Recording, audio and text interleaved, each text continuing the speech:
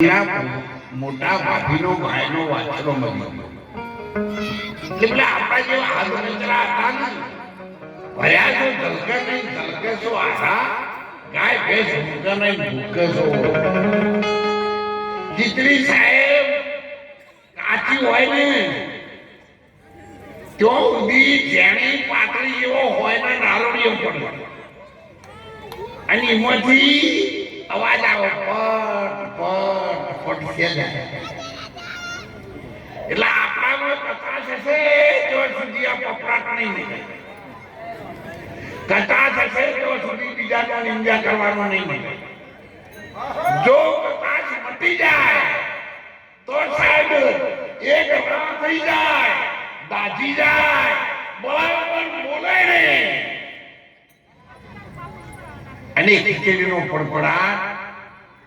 મટાડી દે એમ રામદેવજી મહારાજ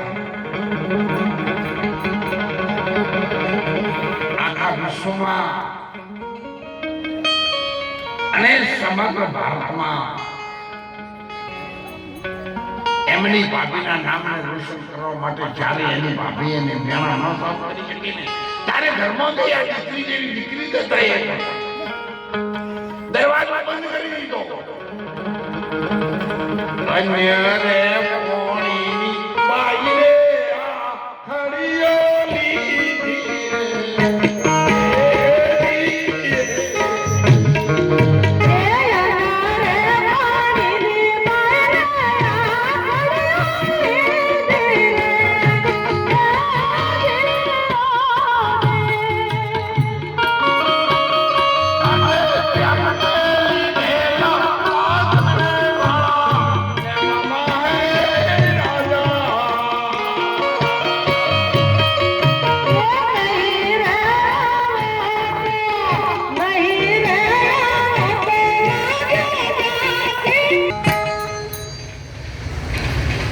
મહારાજે કહ્યું છે ક્યારે તમે મને યાદ કર્યો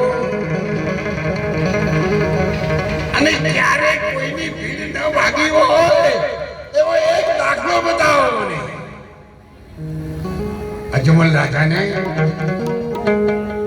12 વર્ષ સુધી પગપાળા ગયા હતા અને ફળ નહોતું મળીને ટૂંકમાં કહું ત્યારે સમુદ્રમાં ચંપ લાગ્યો તો મારો નાક તો વાત આવો અજમલ રાજા આવો હું તો આ ત્રિવેણીમાં તમારી રાહ જોઈને ઉભો થઈ ગયો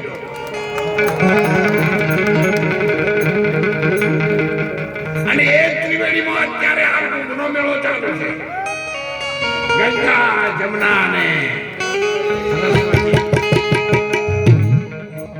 પણ એનો ભેદ મારા હરિગુરુ સંતો સિવાય આ જગતમાં કોઈ સમજી શકે તેમ નથી. એનો ભેદ એક મારા નકલ નિદાધારી સમજાતા એક શરીર છે અનેક બનાવાય એક શરીર રૂજમાં ઢોલિયામાં ઉભરી હોય અને બીજું શરીર સગુણાની વાર એ જ લીલા ગોળા અને જ્યારે ભજનમાં ગઈ છે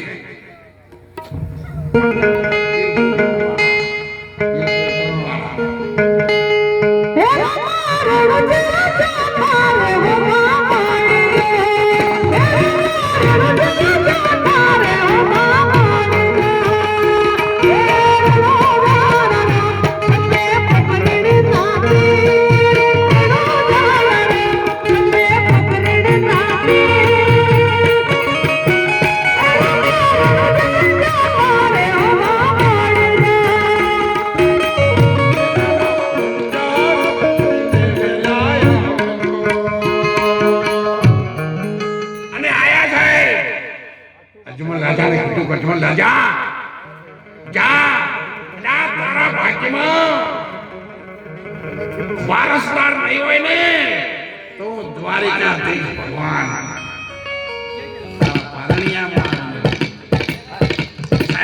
ભક્તિને ધન્ય છે ને